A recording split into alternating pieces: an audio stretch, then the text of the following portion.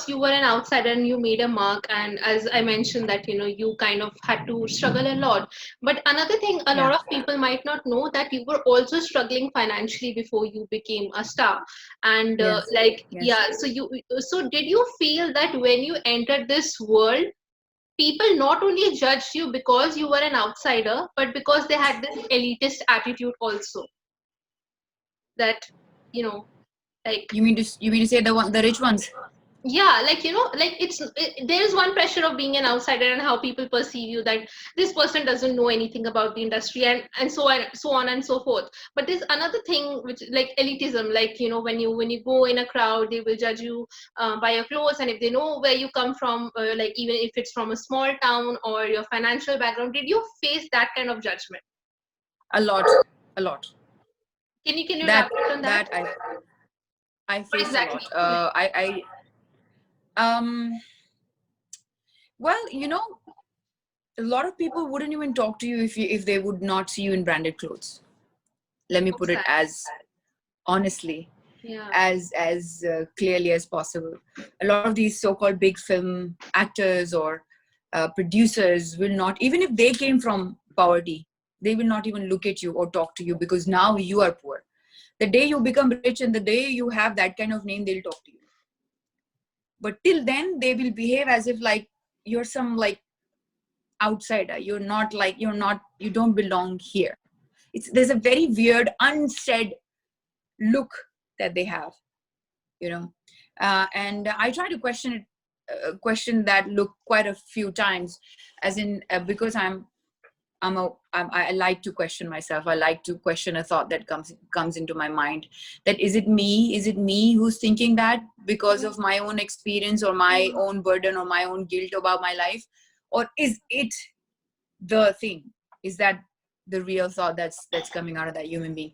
So it has happened again and again and again and again, and I've seen that multiple times, that people who have a lot of money, or people who come from very rich backgrounds, have this very very high society kind of Snobbish. Yeah. attitude.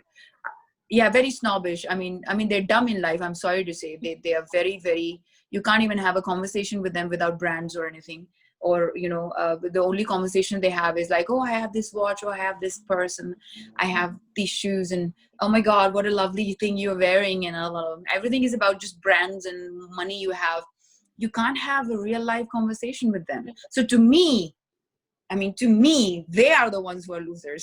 You understand? To Right. me, they are the one who can't even talk to you, who are not give you a chance to um, to be inclusive. Because I am very inclusive person. I like to include people who, Can I like to assure at least give everybody that give she is everybody a very chance. warm.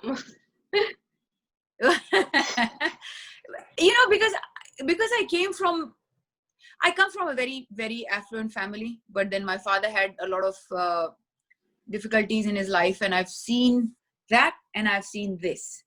So I've seen both. And money never really it matters to me. It matters to me when it comes to living a good Of life course. that we want, but it's not everything. To me, what matters is what kind of a person you are, what kind of conversations do you hold, how open and inclusive you are, how warm and compassionate you are. I mean, how kind you are. That's what excites me. So you could be a prime minister of a country, and if you're not a nice person, I wouldn't give a damn. I'd be like, whoa, guy, I mean, big no. I don't want to even talk to you. You know, keep your money at home, keep your name at home. To me, great conversations matter. To me, real people matter. To me, that's what matters. But yes, I have faced it a lot in our line. I remember one time Yeah. when I was in ABCL, Amitabh Bachchan Corporation Limited. I was a finalist in that, and they had taken us somewhere. I don't remember the place, but I do remember this moment because it must have hit me very hard. Um, at that time, we were literally going through a very bad financial period, and I didn't have money to buy good clothes. And there were a couple of students, I would say. There were a couple of finalists who came from very rich families. So they would wear very good clothes, and I would wear whatever was available to me. And then suddenly I remember when we were all sleeping, And I just fell asleep there, but I was still awake. I could hear them talk. Hmm. And Hmm. this girl, she's saying, look at her, man, she doesn't even have good clothing sense, and look at her, what kind of clothes she wears. Oh my god, that's so ls, something like that she said. Or, and even worse, it hit me so much. While in my sleep I had tears falling. She has no idea of my background, she has no idea of my struggle, she has no idea where I come from. So now today when people tell me, oh my god, we love your dressing style, it just makes me laugh. It's like there was a time when people thought I don't have a good style, because sometimes you need some experience.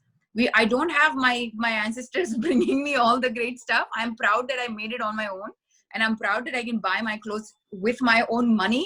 And I'm proud that this style that I have today is my inbuilt style. It's me, and if I'm getting praises, then it is all me. It's not mere papa ne la ke diye, ki mere chacha ne la ke diye, ki mere mama ne la ke diye. You understand? Right, right.